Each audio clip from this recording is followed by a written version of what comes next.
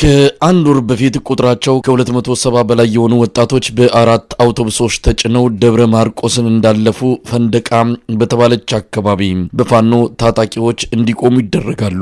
በወቅቱ ያነጋገርናቸው የፋኖ አመራሮች ወጣቶቹ ወደ ብር ሸለቆ ወታደራዊ ማሰልጠኛ ካምፕ እየተወሰዱ የነበሩ ምልምል ወታደሮች መሆናቸውን ገለጹልን። ከቀናት ልዩነት በኋላ በቀጥታ ከደቡብ ኢትዮጵያ ክልል ጋርዱላ ወረዳ የተጻፈ ደብዳቤ ለተለያዩ የሚዲያ ተቋማት ተበተነ። በፋኖ ቁጥጥር ስር የሚገኙት ወጣቶች ምልምል ወታደሮች ሳይሆኑ ለደን ምንጣሮ ስራ ወደ ህዳሴው ግድብ የሚያመሩ ሰራተኞች ናቸው፣ በአስቸኳይ እንዲለቀቁ እንጠይቃለን ይላል ደብዳቤው። ለዚህ ጉዳይ የፋኖ አመራሮች በሰጡት ምላሽ ወጣቶቹን እንዳነጋግሯቸው በትክክልም ወደ ብር ሸለቆ ማሰልጠኛ ካምፕ እየተወሰዱ የነበሩ ምልምል ወታደሮች መሆናቸውን ከቀይ መስቀል ጋር በመነጋገር እንደሚለቋቸው አስታወቁ። የአብይ አህመድ አገዛዝ አማራ ክልል በገጠመው ኪሳራ ጦርነቱን መቋቋም ስለተሳነው ከተለያዩ ክልሎች የሚሰለጥኑ ወጣቶች በኮታ ተመድበው እንዲሰጡት መጠየቁን ተከትሎ የደቡብ ኢትዮጵያ ክልል የጋርዱላ ወረዳ የራሱን ኮታ ያዋጣው እንደሆነ የሚገልጹት የፋኖ አመራሮች ጉዟቸው ከደን ምንጣሮ ጋር ፈጽሞ እንደማይገናኝ በመግለጽ ወጣቶቹን ወደ መጡበት በሰላም እንዲመለሱ ግን እንደሚያደርጓቸው አረጋግጡ። ሰሞኑን ይህንን ቃላቸውን ጠብቀው የያዟቸውን ወጣቶች ወደ መጡበት እንዲመለሱ አድርገዋል። ይሁንና የአብይ አህመድ መከላከያ ሚኒስቴር ወጣቶችን ያስለቀቅኩት እኔ ነኝ ሲል መግለጫ ወጣ። ደን ምንጣሮውን ኮንትራት ወስጄ የማከናውነው እኔ ነኝ ያለው ኩባንያ ደግሞ 6 ሚሊዮን ብር ከፍዬ ነው ያስለቀቅኳቸው ሲል አስታወቀ። ግራ የሚያጋባ ነገር። ፋኖች ቀይ መስቀል ምላሽ ባይሰጠንም ወጣቶቹን በመጡባቸው 4 አውቶቡሶች መልሰናቸዋል ይላሉ። አብይ አህመድ እኔ በወሰድኩት ኦፕሬሽን ነው ያስለቀቅኳቸው ሲል ይገልጻል። ሌላኛው ወገን ብር ከፍዬ ነፃ ወጣዋቸው የሚል መግለጫ ይሰጣል። ማንን እንመን ደግሞ የሌሎቻችን ጥያቄ ነው። በጉዳዩ ዙሪያ የአማራ ፋኖ በጎጃም ቃል አቀባይ ፋኖ ማርሸት ፀሐይን አነጋግሬያለሁ። መልካም ቆይታ። በእናንተ እጅ የሚገኙትን በተመለከተ የወጣ አንድ መረጃ አይተን ነበር። እስቲ ስለሱ መረጃ በተለይ ተለቀቁትን በተመለከተ በምን ሁኔታ ነው የተለቀቁት? ከራሳቸው ጋር ባደረግነው የውስጥ ስምምነት ነው በመጡበት አውቶቡሶች መልሰን የሸኘናቸው። ነገር ግን በስርዓቱ በኩል 3 አይነት መግለጫ ነው ሲወጣ የነበረው። እኛ መጀመሪያ የቀይ መስቀል እንዲቀበለን ዓለም አቀፍ የጦር ሕግ ስለምንከተል እሱን ተከትለን ኢኖሰንት አድርገናቸው ከጦር ተሳትፎ ነፃ አድርገናቸው የተሰጣቸውን የታድሶ ስልጠና አጠናቀው ገለልተኛ የሆነ ተቋም እንዲቀበለን ጥያቄ አቅርበን ቀይ መስቀል አልቀበልም ስላለ ቤተሰቦቻቸውም በእኛ ላይ ቅሬታ ከማሳደራቸው በፊት እኛም ካለን ተንቀሳቃሽነት ባህሪ አንጻር እነሱን ለማጓጓዝ ብዙ አመቺ ሁኔታዎች ስለሌሉ ነገሮችን ገምግመን ከነሱ ጋር የውስጥ ስምምነት አድርገን በመጡበት 4 አውቶቡስ ለቀናቸው ሸኝተናቸው ሂደዋል። ነገር ግን አንደኛ አዲስ አበባ ሊገቡ ትንሽ ኪሎ ሜትር ሲቀራቸው ሱሉልታ የሚባል ከተማ ላይ ሚዛን የሚባል ቦታ አለ እንጦጦ።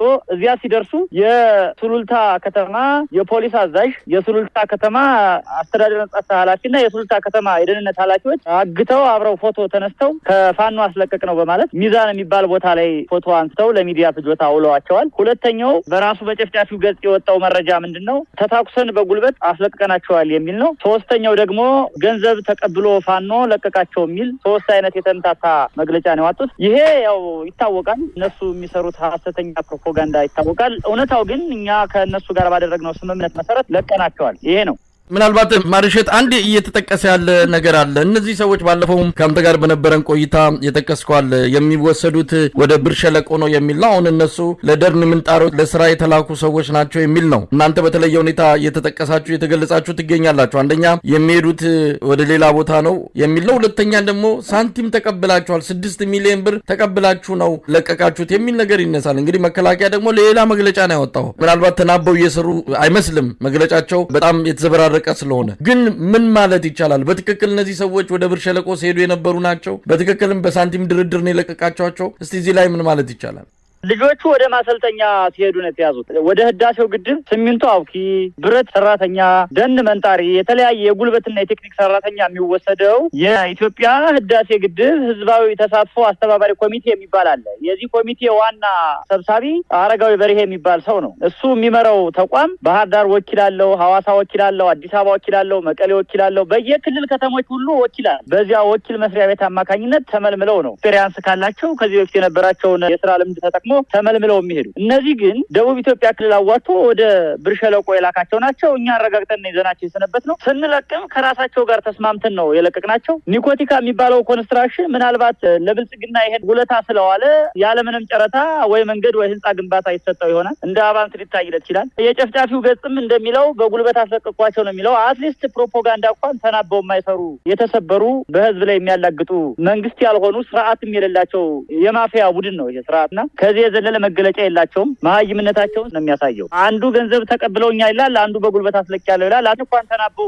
መግለጫ የማይሰጡ ድኩማኖች ናቸው። እኛ ግን አንደኛ የአማራን ህዝብ ከሌላው ኢትዮጵያዊ የሚያጣሉ ነገሮችን ጠንቅቀን ስለምናውቅ የአማራ ህዝብ ተፈጥሯዊ ባህሪው ገፊ ስላልሆነ ገዳይ ስላልሆነ አግላይ ስላልሆነ አማራነትን ጠብቀን ኢትዮጵያዊነትን ጠብቀን የፋኖን የውጊያ ስልት ዓለም አቀፍ የጦር ወንጀልን ላለመፈጸም እያንዳንዱ ነገር በጥንቃቄ የምንሄድ ኃይሎች የነጻነት ተዋጊዎች ስለሆንን ነው ልጆችን በራሳችን ስምምነት መሰረት በመጡበት 4 አውቶቡስ መልሰን የተደረናቸው። እዚያ ከሄዱ በኋላ መንገድ ላይ ጠብቆ ሚዛን የሚባል ቦታ ላይ ጠብቀው ፎቶ ተነስተው ይሄው አስለቀን መጣን ብለው በዚህኛው በኩል ደግሞ ገንዘብ ተቀብለው ለቀቋቸው ብለው ይሄ የስርዓቱን መሽመድመድ ነው የሚያሳየው መሳይ ሌላ አይደለም። ፋኖ ገንዘብ አልቸገረውም። በነገራችን ላይ ምንም እንኳን ጥይት እየገዛን የምንዋጋ ኃይሎች ብንሆንም ገንዘብ አላጠረንም። በእያንዳንዱ ከተማ ከ100 እስከ 500 ሚሊዮን የኢትዮጵያ ብር አለ በባንኮች በሁሉም ባንኮች። እኛ ገንዘብ ብንፈልግ ኑሮ እኛ ዘራፊዎች ብንሆን ኑሮ ቀማኞች ብንሆን ኑሮ አንድ ከተማ ባንክ ውስጥ ያለን ገንዘብ ብንዘርፍ ብልጽግናን እናሸንፈው ነበር። ግን እኛ ለገንዘብ አይደለም የምንዋጋው፣ ለነጻነት ለህልውና ነው የምንዋጋው። ስለዚህ ባንኮች እየጠበቅን የግልና የልማት ድርጅት ሀብቶችን እየጠበቅን የድርጅት ሀብቶችን እየጠበቅን የምንዋጋው አላማ ስላለን የህዝብ አደራ ስላለብን የትውልድ አደራ የሀገር አደራ ስላለብን ቃላችንን ጠብቀን ስለምንዋጋ ነው እንጂ እኛ ገንዘብ 6 ሚሊዮን ብር ማለት በነገራችን ላይ አሁን 2 ዲሽቃ ነው የሚገዛው። 2 ዲሽቃ አላጣንም እኛ ከስርዓቱ ዛሬ የማረክነው ነው አለቀ። በዚያ ልክ ነው የምናሰላው። እንደዚህ ነው መሳይ። እንግዲህ ማርሸት አሁን ባለው ሁኔታ ሁለት የተምታቱ መግለጫዎች ከመንግስት እየተሰጡ ቢሆንም ህብረተሰቡ ማወቅ ያለበት ነገር ምንድን ነው? አሁን ከዚህ አጠቃላይ ከነበረው ሁኔታ ጋር ተያይዘው ቤተሰቦቻቸውን ጭምር ቤተሰቦቻቸውም ፋኖን በእንደዚህ አይነት መልኩ እንዲመለከቱ የሚደረግበት ሁኔታ ጥሩ አይደለም ከሚልም መነሻነት አንዳንድ ወገኖች አስተያየት ሲሰጡ ሰምቻለሁ። እንደው እናንተ ከዚህ አጠቃላይ ሁኔታ ህብረተሰቡ በተለይ ቤተሰቦቻቸው ምን ማወቅ አለባቸው? በጣም ጥሩ። ቤተሰቦቻቸው በመጀመሪያ ከአንገታቸው ቀና ብለው ወደ እግዚአብሔር ወደ ፈጣሪያቸው ወደሚያመልኩት አምላክ ማመስገን አለባቸው። ሁለተኛ የተከበረውን የአማራን ህዝብና ፋኖን ማመስገን አለባቸው። በዚህ የጥይት እሳት በየደቂቃው በሚዘንብበት ቀጠና ውስጥ ልጆቻቸው በሰላም ገብተው መውጣት ማለት በሰላም ሰንብተው መመለስ ማለት ትልቅ ነገር ነው። በጣም ትልቅ ነገር ነው። ይሄን ያደረገው ደግሞ ፋኖ ነው። በጥንካሬው በብርታቱ በአላማው ነው ይሄን ያደረገውና ለፈጠራቸው አምላክም ነጻነት ተዋጊው ለፋኖም ትልቅ ምስጋና ሊያቀርቡ ይገባል። ቤተሰብ ይሄን ነው የምለው። ምክንያቱም በዚህ ሰዓት